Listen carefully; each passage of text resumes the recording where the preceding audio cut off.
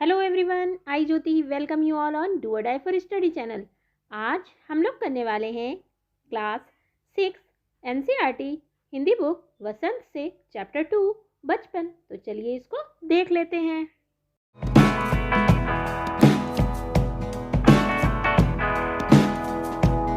बच्चों, इससे पहले कि हम अध्याय को स्टार्ट करें, मैं आपको इसकी लेखिका के बारे में बताती हूँ। इसकी जो लेखिका है वो है कृष्णा सोबती। कृष्णा सोबती का जो जन्म हुआ था वो हुआ था 18 फरवरी 1925 को और उनकी मृत्यु हुई थी 25 जनवरी 2019 को। इनका जहाँ जन्म हुआ था ना बच्चों, वो भाग अब पाकिस्तान में है और उस समय हमारा देश आज़ाद भी नहीं हुआ था। आपको तो पता ही होगा कि हमारा देश आज़ाद कब हुआ था। हमारा देश आज़ाद हुआ था 15 अगस्त 1947 को, यानी 15 अगस्त 1947 को। और जो कृष्णा सोबती जी है ना, वो मुख्यतः हिंदी की आख्यायिका यानी फिक्शन लेखिका थी। 1980 में 1980 में साहित्य अकादमी पुरस्कार तथा 1996 में यानी 1996 में साहित्य अकादमी अध्येता वृत्ति से सम्मानित किया गया था। अपनी बेलाग कथात्मक अभिव्यक्ति और सौष्ठवपूर्ण रचनात्मकता के लिए जानी जाती हैं। उन्होंने हिंदी की कथा भाषा को विलक्षण ताजगी दी है। अभी हम बात करते हैं उनकी प्रमुख रचनाओं की। उनकी प्रमुख रचनाएं हैं मेरी माँ कहाँ, सिक्का बदल गया, दादी अम्मा, बादलों के घेरे, आज़ादी शम्मो जान की, पितृ हत्या आदि। तो आइए अब देख लेते हैं अध्याय को। तो यहाँ पर जो लेखिका हैं कृष्णा सोबती जी, वो कहती हैं कि मैं तुम्हें अपने बचपन की ओर ले जाऊंगी जब वो छोटी थी। मैं तुमसे कुछ इतनी बड़ी हूँ कि तुम्हारी दादी भी हो सकती हूँ, तुम्हारी नानी भी, बड़ी बुआ भी, बड़ी मौसी भी। परिवार में मुझे सभी लोग जीजी कहकर पुकारते हैं। तो बच्चों, अगर आप देखेंगे इनकी फ़ोटो देखकर तो ये आपकी शायद परदादी की उम्र की होंगी या फिर परनानी की उम्र की। लेकिन ये जब अपने बारे में लिखती हैं तो ये कहती हैं कि इनको परिवार के सभी लोग जीजी कहकर पुकारते हैं। हाँ, मैं इन दिनों कुछ बड़ा बड़ा यानी उम्र में सयाना महसूस करने लगी हूँ, शायद इसलिए कि पिछली शताब्दी में पैदा हुई थी। ये कहती हैं कि मुझे ऐसा महसूस होता है कि मैं सयानी हो गई हूँ। आपने अपने बुजुर्गों को सुना होगा, वो कहते हैं कि अब हमें पूरा एक्सपीरियंस हो गया है क्योंकि हमारे बाल सफ़ेद हो चुके हैं। ऐसे ही कृष्णा सोबती जी कहती हैं कि मुझे भी ऐसा महसूस होने लगा है कि मैं सयानी हो गई हूँ। मेरे पहनने ओढ़ने में काफ़ी बदलाव आए हैं। पहले मैं रंग बिरंगे कपड़े पहनती रही हूँ, नीला, जामुनी, ग्रे, काला और चॉकलेटी। अब मन कुछ ऐसा होता है कि सफ़ेद पहनो।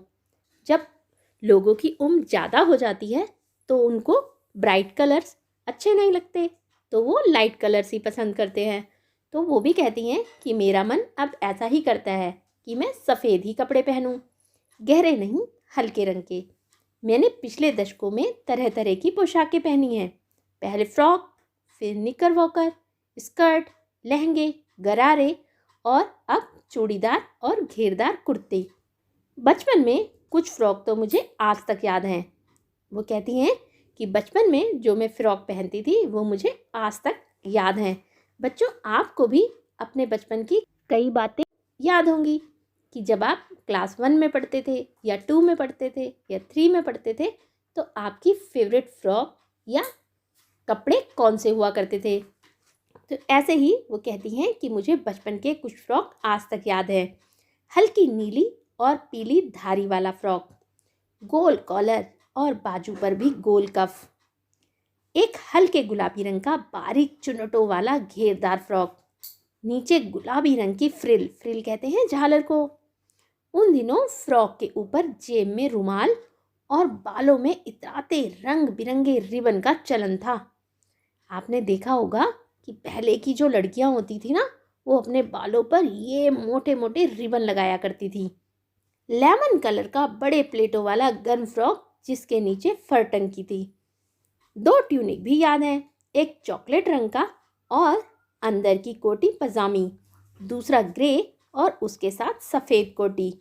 आगे लेखिका हमें बताती हैं कि बचपन में हमें मोजे खुद धोने पड़ते थे। मोजे यानी सॉक्स, उनको अपने सॉक्स खुद ही धोने पड़ते थे। वह नौकर या नौकरानी को नहीं दिए जा सकते थे, इसकी सख्त मनाही थी। इसके लिए उनके पेरेंट ने बिल्कुल मना कर रखा था कि वो लोग अपने जो सॉक्स हैं वो खुद ही धोएंगे। कोई भी सर्वेंट या मेड उनको सॉक्स धोकर नहीं देगी। हम बच्चे इतवार की सुबह इसी में लगाते। इतवार जानते हैं बच्चों? इतवार कहते हैं संडे को यानी रविवार को। एक हफ्ते में कितने दिन होते हैं? 7 दिन होते हैं, वो आप जानते ही हैं। Sunday, Monday, Tuesday, Wednesday, Thursday, Friday and Saturday. इतवार होता है ना, उसको रविवार कहा जाता है। इंग्लिश में उसे संडे कहते हैं। तो लेखिका बताती हैं कि जो हम सारे बच्चे थे, हम लोग संडे को यही काम करते थे। क्या करते थे? अपने मोजे धोते थे। और क्या करते थे? धो लेने के बाद अपने अपने जूते पॉलिश करके चमकाते, अपने शूज़ पर पॉलिश करते और उनको बिल्कुल चमका देते। जब जूते कपड़े या ब्रश से रगड़ते तो पॉलिश की चमक उभरने लगती। सरवर, मुझे आज भी बूट पॉलिश करना अच्छा लगता है। हालांकि अब नई नई किस्म के शू आ चुके हैं। कहना होगा कि ये पहले से ज़्यादा आरामदेह हैं। हमें जब नए जूते मिलते, उनके साथ ही छालों का इलाज शुरू हो जाता। बच्चों, आप जानते हो जो पहले के टाइम में शू बनते थे ना, वो बहुत ही कड़क हुआ करते थे। जब वो पैरों में पहने जाते थे ना, तो पैरों पर छाले बन जाते थे।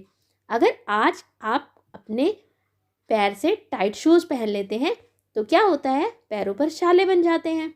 ऐसे ही पहले के टाइम में जो शूज़ आते थे ना, वो बिल्कुल भी आरामदायक नहीं होते थे, इसलिए पैरों पर छाले पड़ जाया करते थे। तो उनको छालों का भी इलाज करना पड़ता था। जब कभी लंबी सैर पर निकलते, अपने पास रुई जरूर रखते। जूता लगा तो रुई मोजे के अंदर। हाँ, हमारे तुम्हारे बचपन में तो बहुत फ़र्क हो चुका है। हर शनिचर को हमें ऑलिव ऑयल या कैस्टर ऑयल पीना पड़ता। शनिचर कहते हैं सैटरडे को यानी शनिवार को। हर शनिवार को हमें ऑलिव ऑयल या कैस्टर ऑयल पीना पड़ता। यह एक मुश्किल काम था। शनिचर को सुबह से ही नाक में इसकी गंध आने लगती। उनके घर में सभी को ये करना पड़ता था। ऑलिव ऑयल पीना पड़ता था और जब उसकी गंध आती तो उनको अच्छा नहीं लगता था, लेकिन उनको पीना पड़ता था। छोटे शीशे के गिलास जिन पर ठीक खुराक के लिए निशान पड़े रहते, उन्हें देखते ही मितली होने लगती। मितली होना यानी जी मिचलाना, उल्टी जैसा फील होना। मुझे आज भी लगता है कि अगर हम न पीते तो शनिवारी दवा तो कुछ ज़्यादा बिगड़ने वाला नहीं था, सेहत ठीक ही रहती। और लेखिका कहती हैं अगर हमें वो हर शनिवार वाली 10 दवा पीनी नहीं पड़ती तो उसका कोई फ़र्क नहीं पड़ने वाला था, क्योंकि उनके पेरेंट्स ये कहते थे कि ऑलिव ऑयल पीने से सेहत अच्छी रहती है, हेल्थ ठीक रहती है, तो इसलिए वो लोग पीते थे, लेकिन इनको पसंद नहीं था। तुम्हें बताऊंगी कि हमारे समय और तुम्हारे समय में कितनी दूरी हो चुकी है। आगे लेखिका डिफरेंस बताती हैं कि उनके टाइम में क्या होता था और आज के टाइम में क्या होता है, कौन कौन से डिफरेंसेस आए हैं। उनके टाइम में बच्चों को क्या पसंद होता था, आज के टाइम में बच्चों को क्या पसंद है। ये तो आप भी अच्छे से जानते हैं कि आज के बच्चों को क्या पसंद है, लेकिन पहले के टाइम में बच्चों को क्या पसंद होता था, इसके बारे में लेखिका ने आगे बताया है। वो कहती हैं कि यहाँ तक कि बचपन की दिलचस्पियाँ भी बदल गई हैं। दिलचस्पियाँ कहते हैं इंटरेस्ट को। याद रहे उन दिनों कुछ घरों में ग्रामोफोन थे। ये जो पिक्चर में आप देख रहे हैं ना, इसको ग्रामोफोन कहते हैं। कुछ घरों में ग्रामोफोन हुआ करते थे। रेडियो और टेलीविज़न नहीं थे उस समय। रेडियो और टेलीविज़न नहीं थे, लेकिन जैसा कि हमने शुरुआत में पढ़ा कि इनका जन्म हुआ था 1925 में, 1925 में। तो उस समय ना तो रेडियो हुआ करते थे, ना ही टेलीविज़न। हमारे बचपन की कुल्फ़ी आइसक्रीम हो गई है। पहले के टाइम में जो आइसक्रीम होती थी ना, उसको कुल्फ़ी कहा जाता था। कचौड़ी, समोसा पेटीज़ में बदल गया है। शहतूत और फालसे और खसखस के शरबत को पेप्सी में। शहतूत, फालसे और खसखस की शरबत जो थी ना, पहले इनको पिया जाता था और आजकल बच्चे कोक और पेप्सी पीते हैं। उन दिनों कोक नहीं, लेमनेड, विम्टो मिलती थी। शिमला और नई दिल्ली में बड़े हुए बच्चों को वेंगर्स और डेविको रेस्तरां की चॉकलेट और पेस्ट्री मज़ा देने वाली होती थी। उस समय कुछ ही रेस्टोरेंट हुआ करते थे और वहाँ पर चॉकलेट और पेस्ट्री मिला करती थी। यहाँ पर बात आई है शिमला की, तो हम मैप में देख लेते हैं कि शिमला कहाँ पर है। शिमला है ना, वो हिमाचल प्रदेश की राजधानी है। और ये जो येलो कलर से आप देख रहे हैं भारत के मैप में, इंडिया के मैप में, ये हिमाचल प्रदेश है और यहाँ पर शिमला है। और बाद में बात की गई है नई दिल्ली की, तो न्यू दिल्ली जो है वो इंडिया की कैपिटल है। हम भाई बहनों की ड्यूटी लगती शिमला मॉल से ब्राउन ब्रेड लाने की, और हम भाई बहनों को शिमला मॉल से ब्राउन ब्रेड लाने के लिए जाना पड़ता था। हमारा घर मॉल से ज़्यादा दूर नहीं था, एक छोटी सी चढ़ाई और गिरजा मैदान पहुंच जाते। इनका जो घर था ना, वो कहाँ था? वो था शिमला में। जिस समय उन्होंने ये चैप्टर लिखा था ना, उस समय इनका घर शिमला में था। तो ये बताती हैं कि छोटी सी चढ़ाई के बाद गिरजा मैदान हम लोग पहुंच जाया करते थे। वहाँ से एक उतराई उतरते और मॉल पर, और वहाँ से हम जैसे ही नीचे उतरते तो हम मॉल पहुँच जाते। कन्फेक्शनरी काउंटर पर तरह तरह की पेस्ट्री और चॉकलेट की खुशबू मन भावनी, बहुत अच्छी लगती थी पेस्ट्री और चॉकलेट की खुशबू। में एक वीक में एक ही बार चॉकलेट खरीदने के लिए पैसे दिए जाते थे। पता है बच्चों, आज के टाइम में बच्चों को रोज़ चॉकलेट चाहिए होती है, रोज़ टॉफ़ी चाहिए होती है, रोज़ लेस चाहिए होते हैं, और ये सब चीज़ें डेली नहीं खानी चाहिए। पता है, ज़्यादा चॉकलेट खाने से क्या होता है? दांतों में कैविटीज़ लग जाती हैं ना। और इनको चॉकलेट बहुत पसंद थी और इसलिए कहती हैं कि सबसे ज़्यादा मेरे पास ही चॉकलेट टॉफ़ी का स्टॉक रहता। मैं चॉकलेट लेकर खड़े खड़े कभी नहीं खाती, घर लौटकर साइड बोर्ड पर रख देती और रात के खाने के बाद बिस्तर में लेटकर मज़ा ले ले खाती।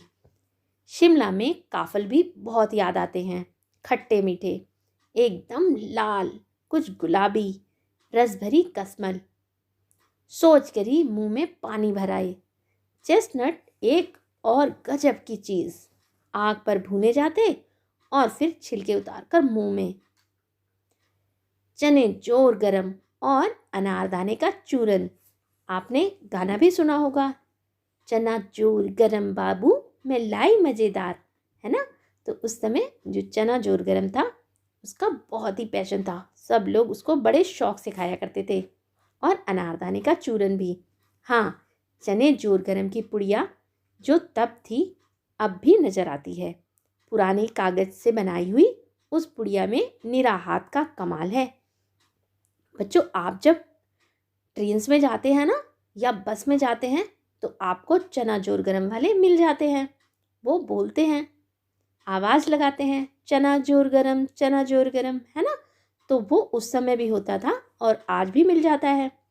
नीचे से तिरछी लपेटते हुए, ऊपर से इतनी चौड़ी कि आसानी से हथेली पर पहुंच जाए। एक वक्त था, एक टाइम था, समय था जब फिल्म का गाना चना जोर गरम बाबू मैं लाया मज़ेदार, चना जोर गरम उन दिनों स्कूल के हर बच्चे को आता था। कुछ बच्चे पुड़िया में तेज मसाला बुरकवाते यानी डलवाते। पूरा गिरजा मैदान घूमने तक यह पुड़िया चलती। एक एक चना पापड़ी मुंह में डालने और कदम उठाने में एक खासी लय रफ्तार थी, बहुत आनंद आता था। छुटपन में हमने शिमला रेस पर बहुत मज़े किए हैं, घोड़ों की सवारी की है। शिमला के हर बच्चे को कभी ना कभी यह मौका मिल ही जाता था। पिछली सदी में तेज रफ्तार वाली गाड़ी वही थी। वो बताती हैं कि उस समय सबसे ज़्यादा जो चलने वाली गाड़ी कौन सी थी? वो थी घोड़ा। लोग घोड़े पर जाया करते थे। कभी कभी हवाई जहाज़ भी देखने को मिलते। दिल्ली में जब भी उनकी आवाज़ आती, बच्चे उन्हें देखने बाहर दौड़ते।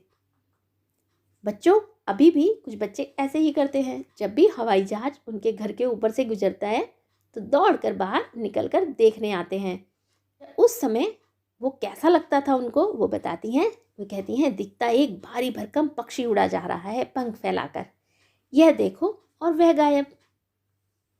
उसकी स्पीड बहुत ज़्यादा होती है, तो बहुत जल्दी ही वो वहाँ से ओझल हो जाता है। उसकी स्पीड ही इतनी तेज़ लगती। हाँ, गाड़ी के मॉडल वाली दुकान के साथ एक और ऐसी दुकान थी जो मुझे कभी नहीं भूलती। तो वो बताती हैं, जो गाड़ी के मॉडल वाली दुकान थी उसके साथ एक और दुकान थी जो उसको कभी नहीं भूलती।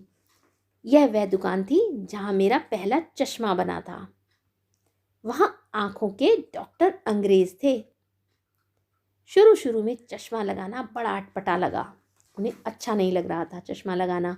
छोटे बड़े मेरे चेहरे की ओर देखते और कहते, आँखों में कुछ तकलीफ है।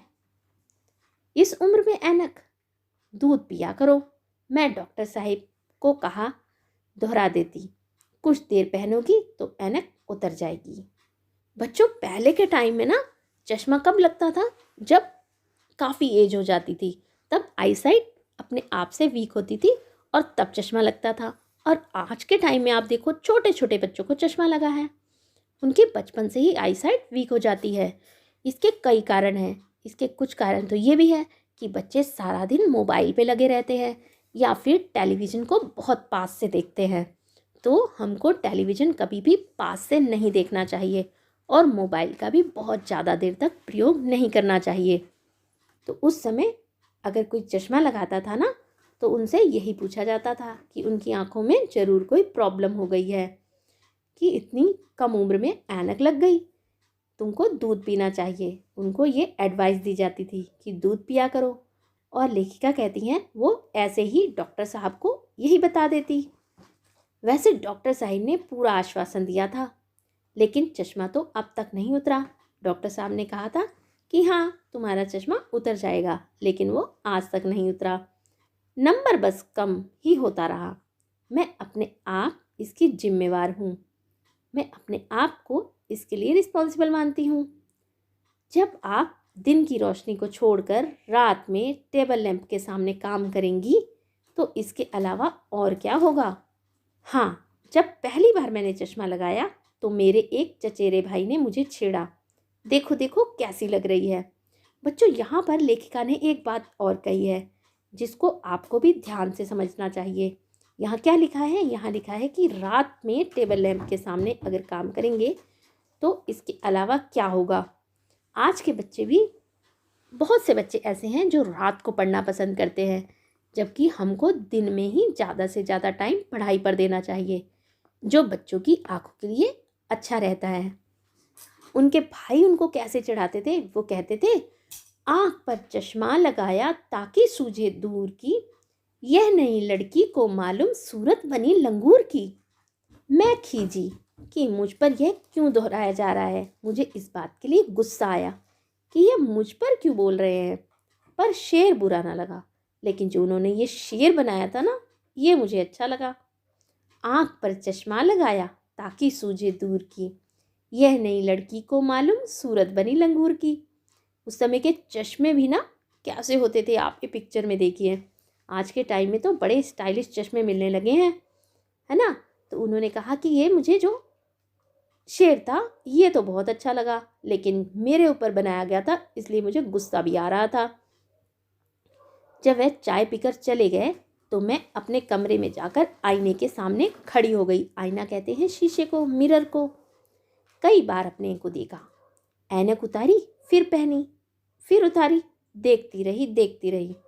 सूरत बनी लंगूर की, नहीं नहीं, हाँ हाँ। तो वो यही कह रही हैं, पहन रही हैं और फिर उतारती हैं और लगा करके सोचती हैं कि कैसी लग रही हूँ, लंगूर जैसी लग रही हूँ क्या। फिर कहती हैं नहीं नहीं, फिर कहती हैं हाँ हाँ हाँ। मैंने अपने छोटे भाई का टोपा उतार कर सिर पर रखा। कुछ अजीब लगा, अच्छा भी और मजाकिया भी। उन्होंने क्या किया, अपने छोटे भाई का टोपा उतार करके अपने सर पर रख लिया। थोड़ा सा अजीब तो लगा, लेकिन अच्छा भी लगा, मजाकिया भी। तब की बात थी, अब तो चेहरे के साथ घुल मिल गया है चश्मा। जब कभी उतरा हुआ होता है तो चेहरा खाली खाली लगने लगता है। जिस चीज़ की आदत हो जाती है ना बच्चों, तो उसके बिना रहना अच्छा नहीं लगता। याद आ गया वह टोपा। काली फ्रेम का चश्मा और लंगूर की सूरत। हाँ, इन दिनों शिमला में मैं सिर पर टोपी लगाना पसंद करती हूँ। मैंने कई रंगों की जमा कर ली हैं।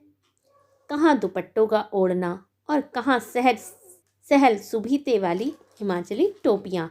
आपने देखा होगा ना, हिमाचल की टोपियाँ देखने में कितनी अच्छी लगती हैं। तो बच्चों, ये जो अध्याय है ये लिखा है कृष्णा सोबती ने। ये उन्होंने इस अध्याय में अपने बचपन के बारे में बताया है। अगर आपको भी लिखने का शौक़ हो तो आप भी अपने बारे में लिखा करें, आपको अच्छा लगेगा। आपको बताना है आपको ये वीडियो कैसी लगी। अच्छी लगी हो तो इसको लाइक ज़रूर करें, अपने दोस्तों में ज़्यादा से ज़्यादा शेयर करें। जो लोग चैनल पर नए हैं चैनल को सब्सक्राइब कर लें। Thanks for watching. जल्द ही मिलेंगे हमारी नेक्स्ट वीडियो में। Till then bye.